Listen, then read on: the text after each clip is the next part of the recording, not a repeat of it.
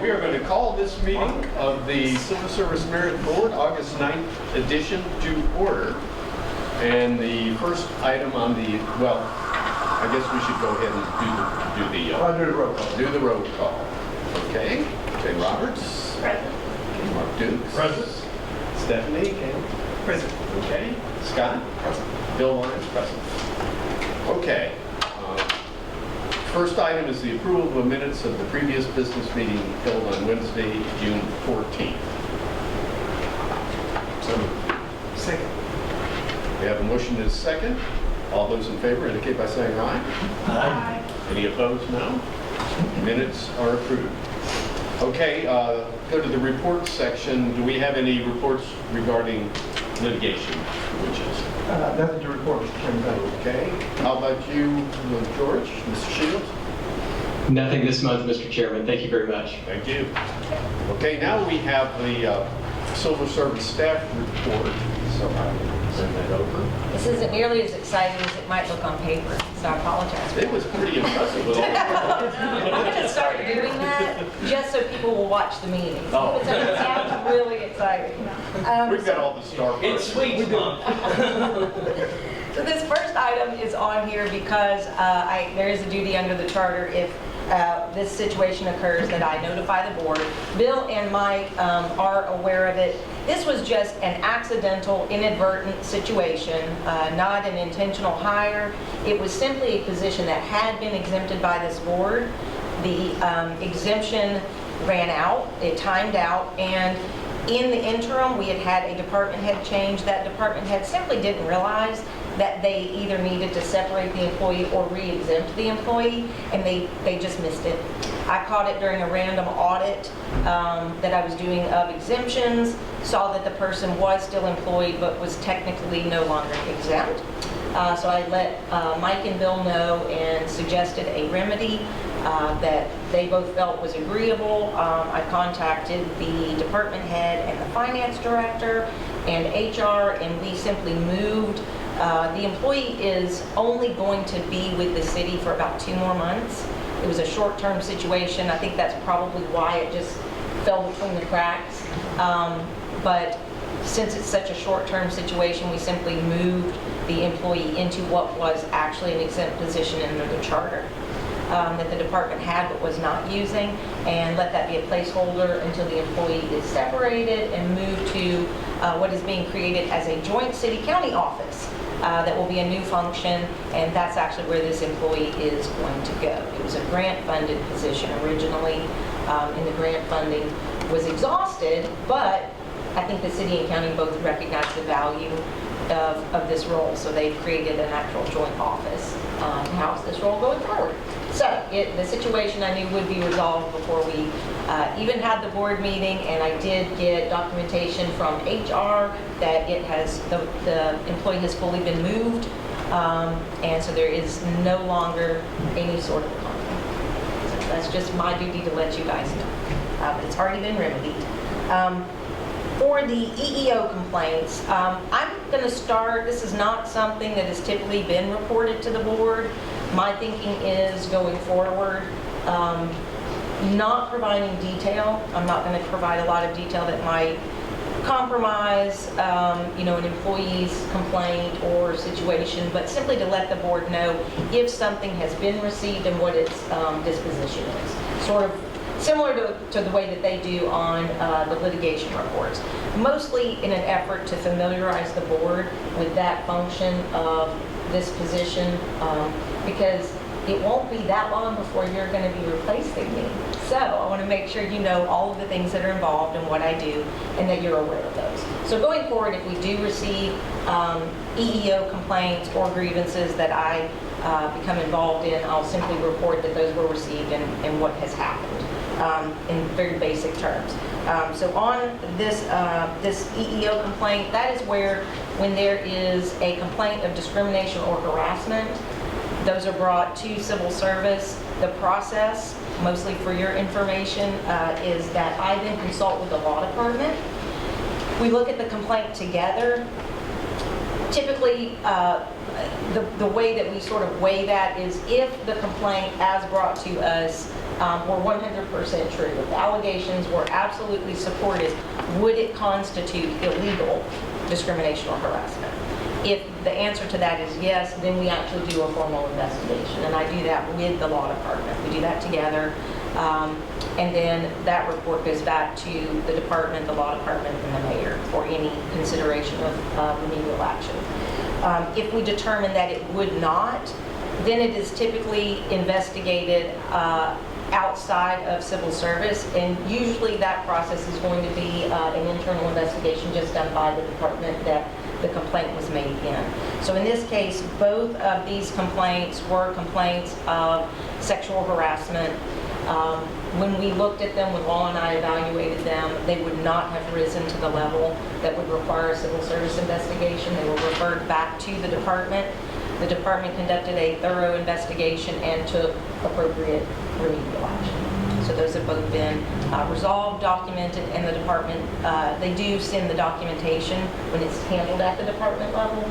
They do send that documentation to law and to myself so that we just have it for our files. And the main reason for that is if there were a subsequent complaint that was related to that one, then it might become, building one situation on top of another might become something that would involve civil service, where the isolated complaint might not. So they do go ahead and send us that documentation, so we have it for our files. So those were both handled.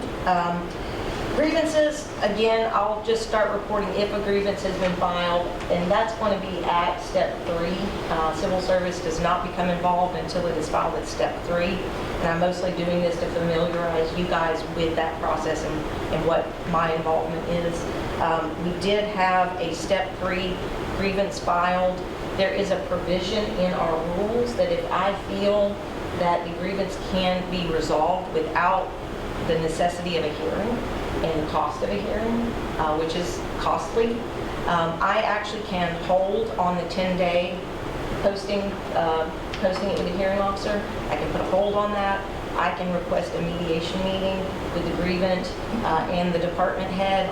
And in this situation, we successfully resolved the grievance with that mediation meeting. So it was resolved, the employee withdrew the grievance, and we did not have to move forward with the hearing. So I always consider that a win. So that was a good resolution. We filed the annual harassment complaint update for KPD. This is just something we do once a year. I believe it's for their CALEA records. It's really just a memo where I summarize all of the complaints that they've received during the year and provide that to them for their files. So that has been done. We are getting closer to renewing our ESCO contract. Just a reminder, this is our testing software.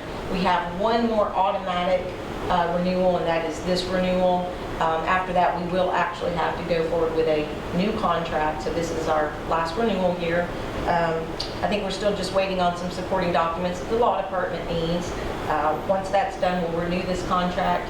And because it will actually be a new contract next year, it might take a little more time. I'm going to start that process kind of early because I'd love to make sure we have that contract in place.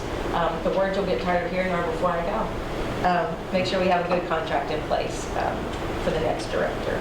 So working on that. Also updating you on the standard contract. This is our test vendor that we use for our uniform promotional exams in fire, and we simply update questions. So I was told that contract would likely be final next week. What happens after that is then my staff will work with the standard staff and the fire department staff to we simply replace 25% of the content of each exam each year so that it's slightly different than the exam that was given before it. So that's almost finished, and probably the next time I see you, we will have posted those positions. I had mentioned a KPD potential layoff, and that really was just where some positions were being eliminated from the police department, but although it's not required, the public service department actually created 2 vacancies that those employees were offered. One of the employees opted not to transfer. He decided he was moving out of state, so he officially took the layoff. But I just wanted you to know it was just at the employee's option. He was not forced to be laid off. He decided to decline the transfer. So that has been finalized. And this last bit is something that I am working on. It's one of those, I call it a barn job before I go. And it is just ensuring that there is a clean and effective way for future civil service employees and HR employees to know what positions are classified and unclassified and what people are classified and unclassified, because we don't have one good place where that lives. The record should be in PeopleSoft. That is our HRIS software. Unfortunately, for whatever reason that we have yet to identify, PeopleSoft never houses it. We keep updating it and correcting it, and then every time we do, I think it's when we do an upgrade, it loses the information and it's incorrect. And right now, I can look at a spreadsheet of all employees and positions, and I know which ones are classified and unclassified, but it living in my head is not a great place. So I made some resource documents so that in lieu of PeopleSoft having it housed correctly, anyone can look at those documents comprehensively and know if a certain position is classified and if a certain person. So there are sort of three categories. You have positions that are classified, which belong to the civil service system, and obviously the employee in it is classified. We have unclassified positions, and when someone is hired into an unclassified position from outside the city, that person is unclassified. Then you have the unclassified positions that have a classified employee in them. And what that means is I had previous civil service status from a civil service position. I move into an unclassified position, so now you have a position that's unclassified with a person who is classified. So we need a very comprehensive resource to identify all of those layers. So I did make spreadsheets that outline all of that. If any of you would like to see them or have them, if you just want them for your own records, I'm happy to forward them. I have provided them to all of the folks in HR and all of the folks in civil service have those. Mr. Chairman, can I ask one question? Yes. Is there a reason why we could not warehouse that kind of information in Section 201 of the board's rules that is conveniently designated as list of exempted positions? We could. Okay. We could. Where it, I guess, gets a little wrinkly and why I felt like I needed to put it somewhere. So there's the list of positions exempted by the board, and that's a discrete list that we update, I update when the board exempts an additional position. Some of the positions are exempted temporarily. As you know, let's say it's a grant-funded position, it might be exempt for 1 year. Some this board exempts permanently. So the way that list looks now, and I do have that list, it's just not in these rules, that list basically has, here are all of the permanent exemptions, and those are listed out, and then here are temporary exemptions. Well, that's what I'm talking So the only part of that would be annoying would be every time we change that, we'd have to change the rules. No, I'm talking about when you permanently exempt a Yes. position, which you've done several times here recently. Yep. Why can't those go in our rules? Because we'd have to do a rule hearing every time we change them. Well, that's a good reason, but that just happens to be where we have our list of exempted positions. It does. Okay. You could do that. And if the board would like us to do a rule hearing for that, we can do that. No, again, it's just, if there's a place that we need to find stuff when you're gone, it would be nice if it's under list of exempted positions. We could, you know what would be a good alternative, without having to put it in the rules, is maybe just make it available on the website, online. That way all the board members can access it, anyone can access it, but by not putting it in the rules, we don't have to do a rule hearing every time we update that list. No, that's a good reason. Any reason to not have a rule hearing is a good reason. So that's what I have right now, is we do always have that list of exempted positions, and those are going to include positions specifically exempted by this board. So I have that listing, then whether it's temporary or permanent, and whether it's, sometimes you have exempted an entire job class, which means all future PCNs, and we specify that in the motion when we do it. All future positions created are exempt in this job class. Most, you exempt one position. And in that case, it'll be one position of this. So all of that has been specified. Then there are those positions that are exempt by charter that aren't necessarily being used. That's the one that's probably the most confusing and that I went ahead and documented. And the example would be the administrative aide. Each department head can have an administrative aide that is exempt by charter. Most do not.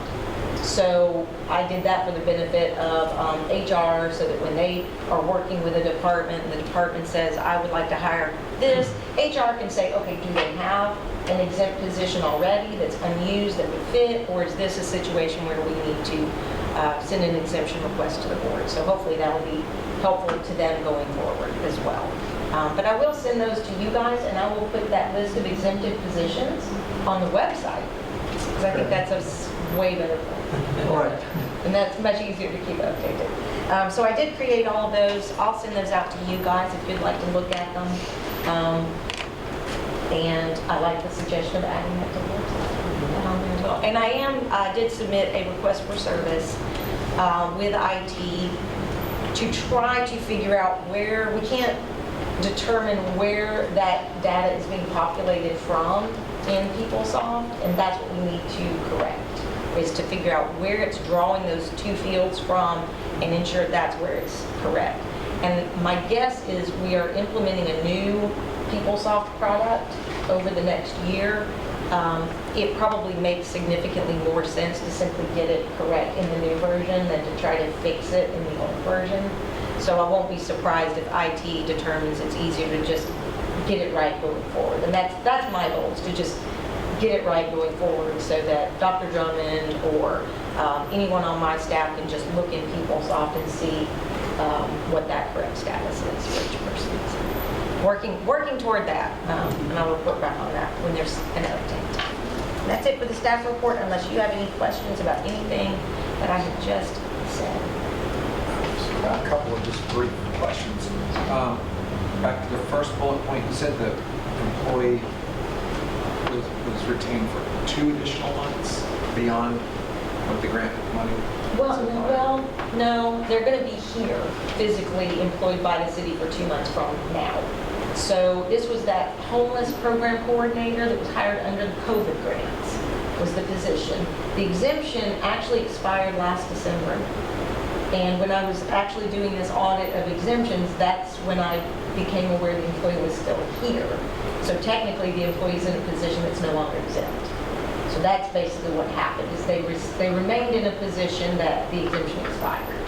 So technically, at that point, we either bring the person under civil service by going through a merit hiring process, or we separate the employee. Or we move them into a different position that is exempt. And that's what we ended up doing. I saw this just recently, and when I contacted the department, they told me the employee would only be with them for 2 more months. That this transitional office is being, this new position is being created in this hybrid office, and they're actually going to be separated from the city in approximately 2 months. So this fix that we did, the remedy we did, is basically to bridge this employee for those 2 months until he's. But the employee is no longer in a classified Correct. position. They're in an exempt He position. is now in an exempt So our position. jurisdiction is over with anyway. Other quick question about mediation. You said the mediation was done between the employee, the department head, and you. Is that it? Yes. So sometimes, that little step is used typically when the department head and the employee either at the step 2, so the step 2 meeting is with the department head. Sometimes that meeting just doesn't go well, and they need to do it again, maybe with a third party in the room that can help the conversation. Sometimes one party is unavailable for that meeting, and they don't even have the opportunity to have that meeting, and then the grievance process has to continue so that the timelines aren't compromised. In this particular case, the department head and the employee were unable to meet at their step 2 meeting. And I asked if they wanted me to have that mediation meeting, and whether they wanted it to just be the 2 of them or whether they wanted me present. So I don't have to be there. They requested that I mediate the meeting, so in that case I did mediate. one last quick question, and I apologize if this has That's been okay. gone over before. You're referencing that you're not going to be in your role at some point. Correct. My staff is getting really tired of hearing this. What is the timeline? So, approximately 18 months. So my retirement date is in approximately 18 months. And we'll make it all good and formal when the time is right. I think. So my thinking the next 6 months is really, my goal is to, I'm reaching out to HR on anything that I feel like they need to know. Maybe that's something I've always done or I've always known, creating any materials or resources for the individual who fills my job, but also to help civil service and HR staff once I'm gone. If it's something that typically someone would contact me and I answer the question, they're going to need something they can just look at that's going to answer the question. So I've asked Dr. Drummond and her staff if there are any materials I can create that will help them as well as my staff. So the next 6 months, I'm trying to create a lot of resources and just document information that others might need to know that lives mostly in my head. Do that over the next 6 months, and then I would say we'll probably be at the point where this board will probably need to have conversations about when and how you want to fill my role. So I'm just making sure it's not going to be a surprise. Thank you. You have let me know that you have a phenomenal amount of knowledge in your head. So we really appreciate your proactive stance on you already being sensitive to what the future folks would need to know and what's documented and all of that. And so anyway, we really appreciate your attention to all of that very much. Okay, any other questions? Okay, the next is the HR report. Kevin Brown. Good afternoon, everyone.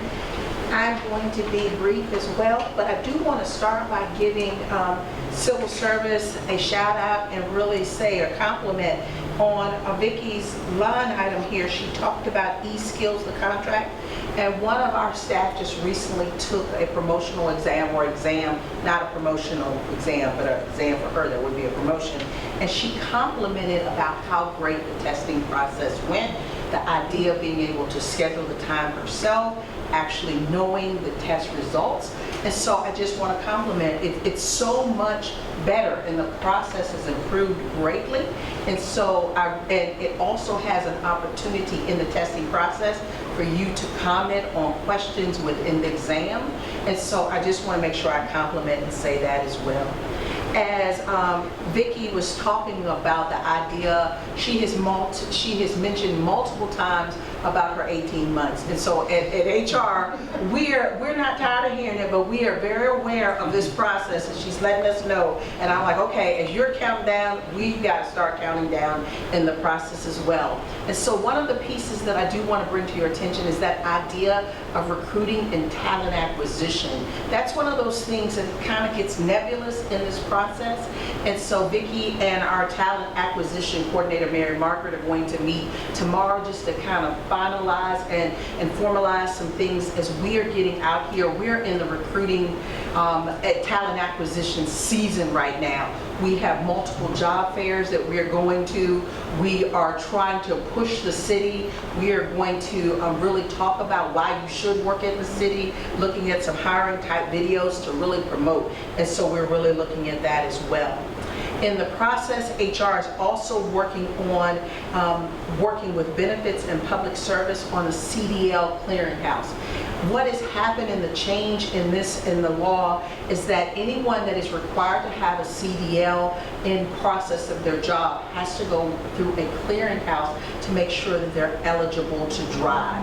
And so this is something that is gone in place, and we are putting this in place. We've been working with public service. The clearinghouse process will live in HR as the pre-employment process, just like we have to do background checks and all of those things for pre-employment. Anyone that is required to have a CDL as part of that job, we will also have that part in the process as well. Just wanted to let you know that the KFD background check process, as we're getting ready to have that academy, we're getting ready to finish and finalize everything for the academy, and any appeals processes that we need to do is coming up in the next week or two. training on September 27th. We are working with LaKenya Middlebrook. She's going to do a DEI training. This is something that the city has not done as a whole, and so we're excited about offering this DEI training as part of supervisory training. We're also going to do an update with all supervisors regarding the new performance management system that went into place on July 1, and so for this coming starting year. And so it has a little piece dealing with the values and the city values and measuring those things. So we're going to have a little bit of training there. And we're hoping as part of our training process to bring in an outside trainer as well that'll come in and do some additional training for supervisors as well. I've talked multiple times about the hybrid work environment. We are in the process right now. Legal is looking at a survey that we have for all supervisors and all employees that may possibly work in a hybrid environment. So we're hoping to get that approved and get that out. I just recently went to a LEAP HR training dealing with national and state and local government agencies and had to listen to how hybrid is working. And I will tell you that we are pretty much on the cusp of what is going on in the nation for governments working in a hybrid environment and how do we work through this process. So we're really excited about that. I think that's all that I need to say. I do want to make one point as well, Mr. Schemmel, that you said about the situation on the pursuant to the charter. We are working with Vicki as we move forward to make sure that we are aware of that process and our HR generalists are aware so we can work in a way that that exemption does not fall through the cracks. As Vicki initially contacted the departments, we're going to work through HR with civil service to make sure that it's not just on the department, but we've got to work together, that as the generalists can work with the departments if we are aware of this. So we're all working through that process to get that done. So thank you all so very much. Thank you very much. It's very helpful. Do we have any unfinished business? Hearing none, let's move on to new business. And item 5 is a request by Public Service Director Chad West to exempt indefinitely from civil service 2 positions of office assistant to use as temporary seasonal hires to assist with the ice rink for several months each year. Attachments. Chad, I believe is here. Do we? I do have a comment from Chad. Okay. We put this on the agenda just to make sure that he has those positions to use going forward. He did say that it is more likely that these will actually be transitioned out of his department and into the Office of Special Events, where they would be automatically exempt. But we both agreed to leave it on the agenda just in case he does need them. So it's actually unlikely he'll use these, but we decided to leave them on there and have them exempted just in case he does end up needing them maybe for one more year.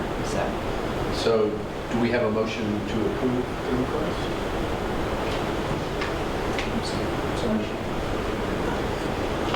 Is that second? And then I guess technically we'd have our discussion. I think having been familiar with the operation of the ice rink and now I think moving to special events makes sense too. So I think personally I will support this. Makes sense. And you're voting on positions. The exemptions are only positions, they're not people. So the positions will be there if they need them. That's right. All right. Okay. Are we ready to vote? All those in favor, indicate by saying aye. Aye. Any opposed, no? Okay, that motion passes. Okay, number 6 is a request by Police Chief Paul Noel to exempt from civil service 5 grant under positions of crime scene technicians until June 30th, 2025. We have our attachment, and the Chief Powell is here. Would you like to speak to it? Sure, I can. So, we just received a fairly large grant from Tennessee. It's called the VCIF grant, Violent Crimes Grant, which will pay for civilian or pay for salaries up to 2 years. Inside that grant, when we first initiated or first applied for it, we had applied to hire more crime scene techs. These are civilian positions. I'm looking at you, Brooke, if I go foul, jerk me back, right? They're civilian positions that go out, do the crime scenes, photograph, fingerprint, and things of that nature. Through the years, or as our numbers are getting smaller, we're trying to push out officers back to the field and civilianized positions where we can. This is what we've been doing, and as of recent, this crime scene techs aren't 24 hours, so this will be a good boost.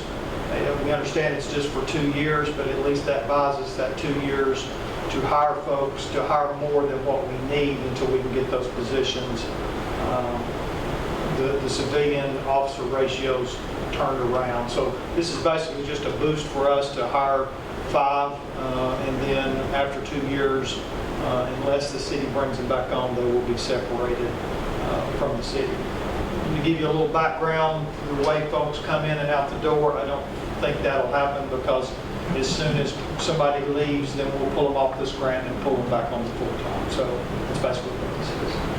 Any questions? I went through that fast, and everybody's like, I have no idea what he's talking about. Where did the grant come from?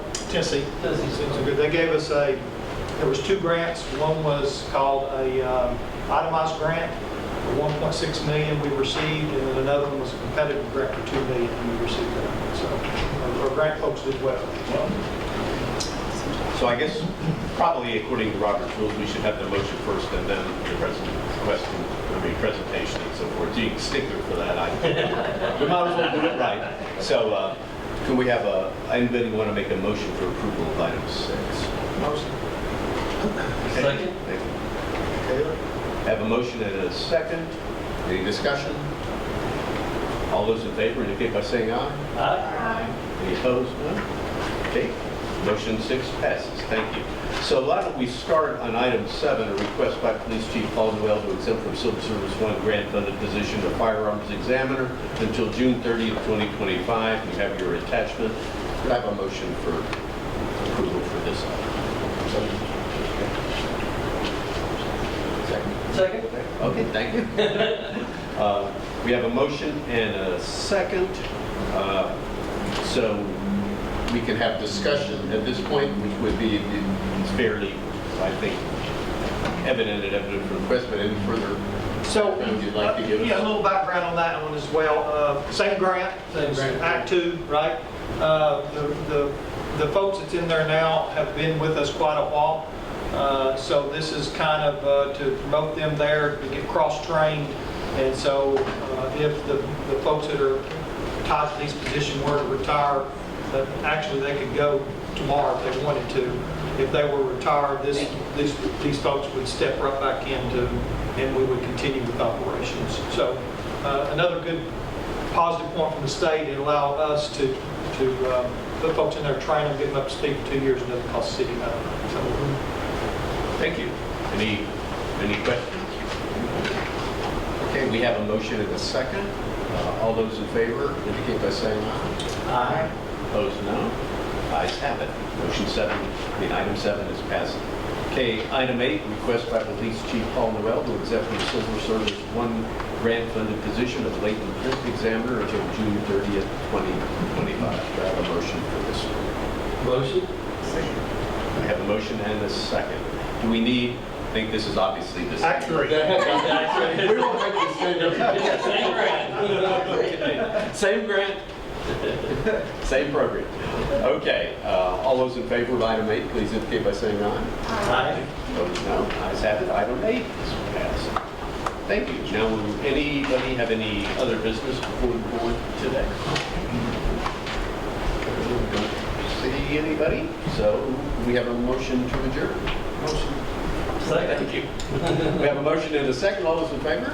Aye. Aye. Opposed, no? Doubtful? No. Motion passes.